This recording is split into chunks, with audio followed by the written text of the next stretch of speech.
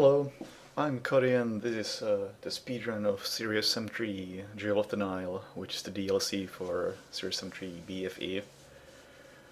I wanted to run this for quite a while actually, but I didn't actually have it, so I had to wait for a Steam sale because I'm cheap as fuck. And when the sale finally came, I did the run like 2 days later. Initially it seemed like Jewel of the Nile was gonna be a lot worse than BFE, but I think it got better after a few attempts. If you're considering picking up either of them, I would still probably recommend BFE. The biggest upside of Jewel of the Nile is that it's so short, but the level you're seeing right now is the reason why I wouldn't recommend it necessarily, because the first level of the DLC is extremely linear. You can't really skip anything, and most of it is running from A to B, attempting to not get stuck on enemies, which is not that easy because you don't really get any good weapons early on, and you have to go through a bunch of small doorways where it's really easy to get stuck. For instance, after I get up these ladders, I'll be going back up to the surface, and this door right here can sometimes be completely blocked, and there's just nothing you can do if that happens. It's a reset a minute and a half in a 10-minute run, and I'm personally not a fan of that. At least when it's nothing but luck. Same thing happens when, after placing the Isis statue there and trying to get out, there's a good chance that you just get stuck on either of those two doorways. Really unfortunate stuff. Also, the order of these statues that you have to go pick up, or whatever it is you get. Yeah, half-hour statue. It's set, and you can only get them one at a time, which is a real shame, because if you could get all of them in one go, then I think the level would be like half as long as it is now. At the moment, I think my run had like a 4:30-ish run of the first level. May have actually been shorter, we'll see soon enough. Because I adjusted the route right here. I'm going a bit out of my way to pick up a rocket launcher from this shed. Because normally once you pick up this next statue, invisible walls spawn on both sides of the area. But if you just rocket jump, you can go around them. There was also another strat which uses a wereball to boost over the invisible wall, which wasn't too difficult, but it still wasn't quite as consistent as I liked. Also, the rocket launcher comes in handy later on. But yeah, while I just wait for this next invisible wall to disappear, I can explain what the rocket jump actually was. Because this game doesn't have the typical rocket jump where you just shoot at the ground and jump. Or vice versa, however it works in whichever game. In this game, you actually need to have a high frame rate. I believe someone said it's like 120. And, well yeah, there's another jump. That saves a bit of time. And then you just aim slightly upwards at a wall or a tree, usually a tree, and crouch, and immediately after crouching you shoot. You'll see it right here. I do it from this tree. This tree, by the way, is random. Sometimes the enemies just destroy it. You can't do the jump. But yeah, there was the jump. You can't really see me do the crouching because as I'm crouching I'm already flying away. At least that's how it looks like. But once you get the hang of it, which shouldn't take long, it's a really easy trick and it's super fun to use. You can also do a different version of it, which is jumping instead of crouching. And I believe the difference is that crouching, it's easier to aim where you're going. As like, you can imagine if you're trying to jump and shoot at a tree that's right in front of you, the aim doesn't really work out. But while crouching, it's super easy to go exactly where you want to go. But the upside of jumping is that you have more control over what happens in the air. If you do the crouching strat, you will go exactly where you were pointing, but if you're jumping, you can actually control yourself in the air just a tiny bit. You'll actually see it in this next level twice. I believe I do like 4 or so rocket jumps throughout the level, 2 of which are jumps, which is quite a lot in this game. Almost all jumps are crouching. Yeah. Doing these dumb jumps in the water, I think it saves maybe 2 seconds. I didn't bother timing it properly, but I know it doesn't lose time, so I might as well do it. This skips basically the entire level.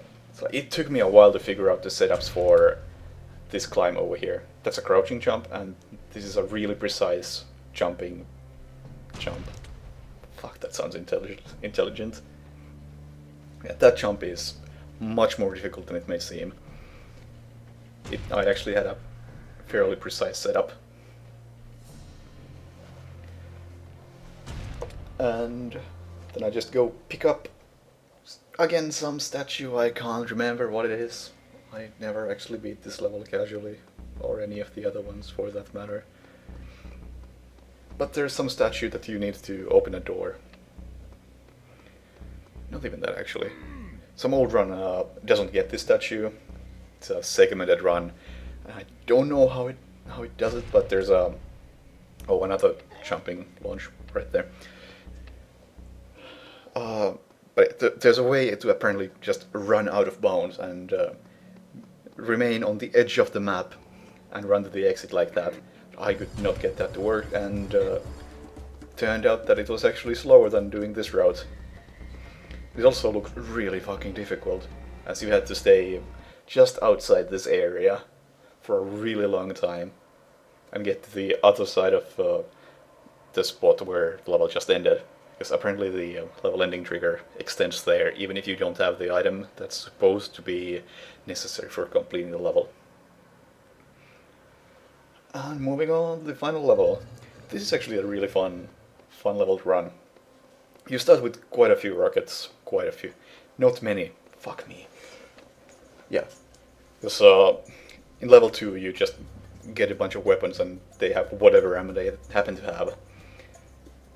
So, at the beginning of this level you have whatever's left after the previous one. So you can't just spam them completely, but 14 is more than enough. Impossible to climb these walls. Yep, sure.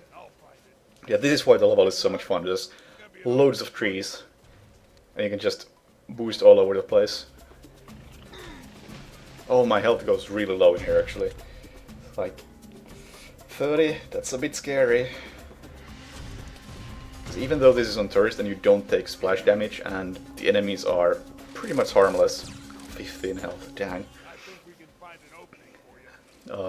You still take a lot of fall damage, and it's super easy to kill yourself while doing all these rocket launches. Luckily the health also regenerates, so I'm not that worried about dying, but once my health was at 15, I was a little concerned. Maybe I should not do a couple of jumps, but I'm glad I chose to do them anyway, as I didn't lose any health. And they do save time, and they are fun to do. And this section, I think this section didn't go all that well. Yeah, missed a jump there. Got that one at least. Yeah, this is a really fun section because there are so many trees that you can use for jumping. You can just get a really nice flow in this. Could have been better in this run, but considering how well everything else went, I'm still okay with this. Yeah, these final trees were just a disaster, honestly. Missing every single jump. Because in most cases I would stop, aim, then jump. But I was kind of playing it risky and chose not to stop at all, just run, crouch and shoot, and hope I go somewhere. And in most cases I didn't go anywhere. Like there. Yeah, I got one more jump off the wall. Trees are usually easier than walls for jumping, but I figured I'd go for one anyway because I had failed like 5 in a row. And then it's just the final boss. Which is something easy. Still harder than the BFE final boss. If you're going to run this game, I recommend aiming for the pillar on the right, and then as soon as the enemy starts aiming at you, start going to the left of him and he'll just dodge everything. And the rest of his attacks, I don't even know if they do damage to you. And yeah, there's the run. Got the sub 10-minute time in real time without loads. 10:22 with loads, but nobody cares about that. And this run also didn't use any quick saves or quick loads, so the in-game time is accurate, and I believe it was 9:41 if I timed it correctly, but don't trust me, I can't count. Yeah, hope you enjoyed. If you want to run this game, I would still maybe recommend BFE, but this is not a bad choice if you want a quick 10-minute run. It's good for that. Yeah, thanks.